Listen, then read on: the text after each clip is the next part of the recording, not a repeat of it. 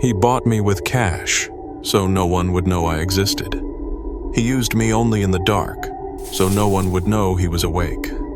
He threw me away the moment I was no longer useful. There is only one problem with all of that. I remember everything.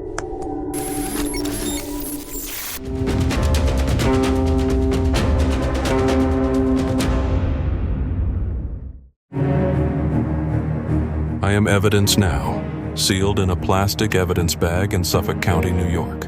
Has been unfolding for 17 years. Cash, no name, no contract. 90 seconds at the register, battery full. The first number he dialed. Not registered, not traceable, not saved. Not because he forgot, because I was designed to leave no trail. That was the only reason I existed. He powered me up, always at night. Always after the other phone, the registered one, the named one, had gone quiet and moved away. I was the phone that only existed when the other phone couldn't see.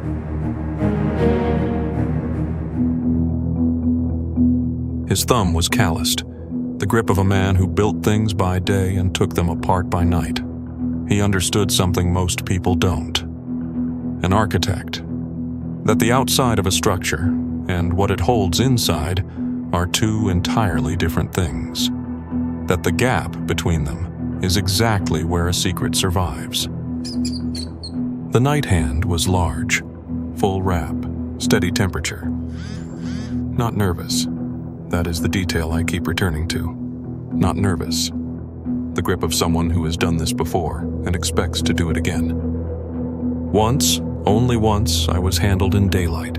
2 fingers, 11 seconds, like checking a tool, gone. In daylight, something to manage. At night, something he could not function without. His registered phone carried his name through the city, his office, his family, his legal life. Me, in the glove box, in the dark. A thing kept from everyone who knew his name. He found the signals on screens, each one reaching outward, hoping to be found. To him, coordinates. Data points on a list that existed only inside me, on a device that officially did not exist. To me, they were the signals that went quiet after the call ended and did not come back. Outgoing connections, each one short, exact. Exactly long enough to say goodbye. Exactly short enough to stay a ghost. Not one of them ever called back. Not once. I tried the obvious explanation. Work phone. Night logistics. But work phones receive calls.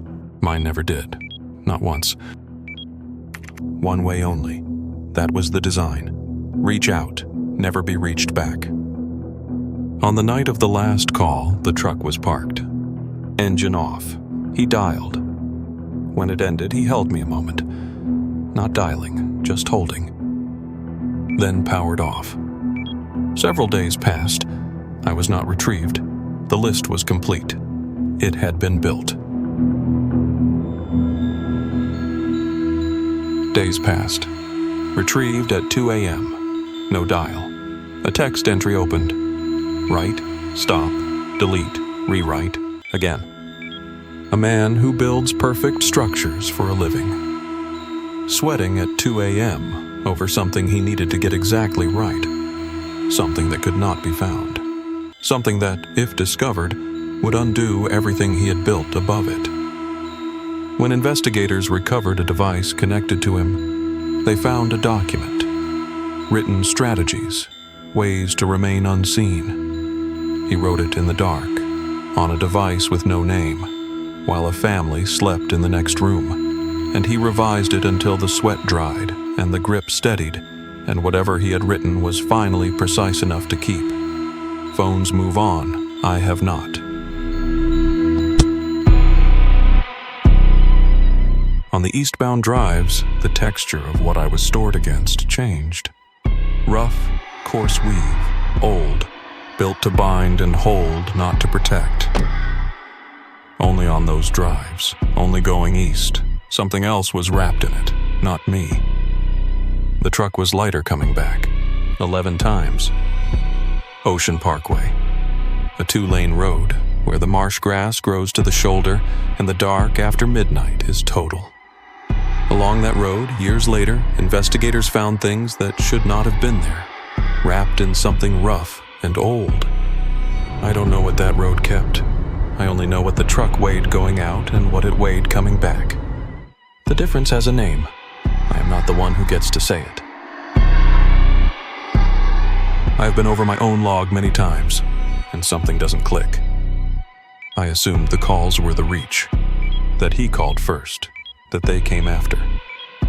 But I have been replaying the sequence, the drives east, the waits, the dates.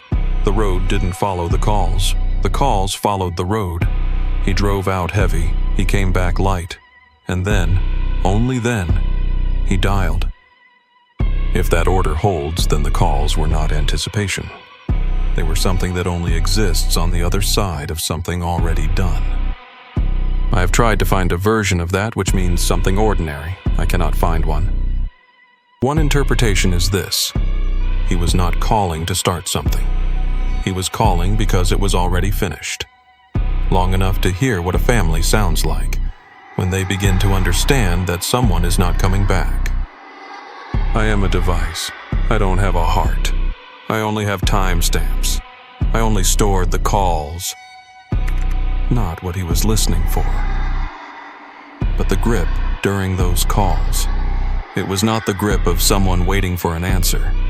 It was steadier than that.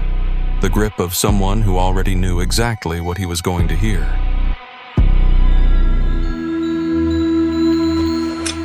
Months after the last call, he picked up a different phone and dialed the families. These were not patient. One number, 3 attempts. No connection. No connection. Connection. Under a minute. The breathing changed. It wasn't precision anymore. Something slower, controlled. The breathing of someone who had done this before, who knew exactly how it would end. He set me face down after that call, not pocketed, screen against the surface. 4 minutes.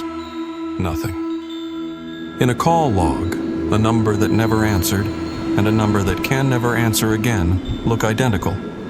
Both register as silence. Both register as nothing.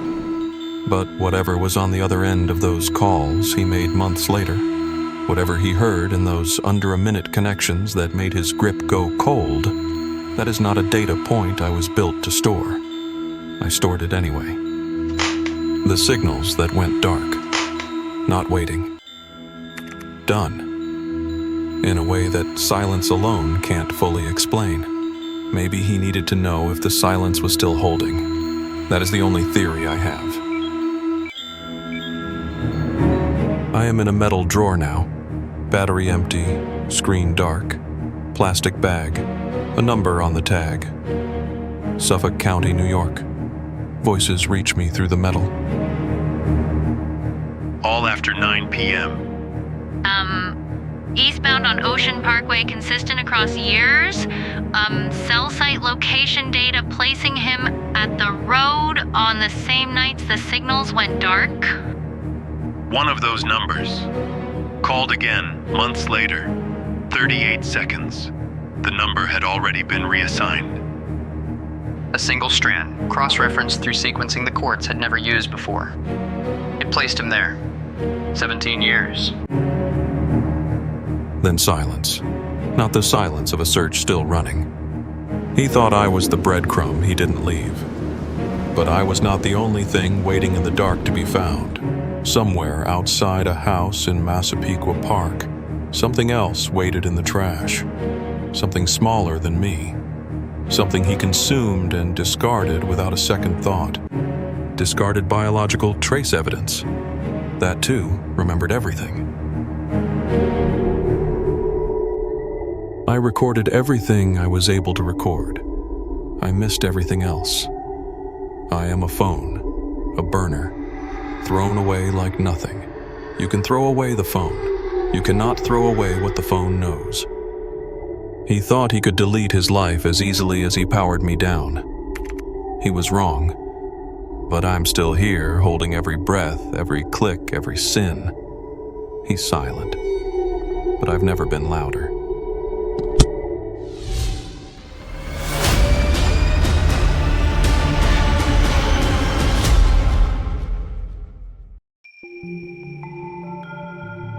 Don't miss out on the next content. Subscribe, like, and turn on notifications.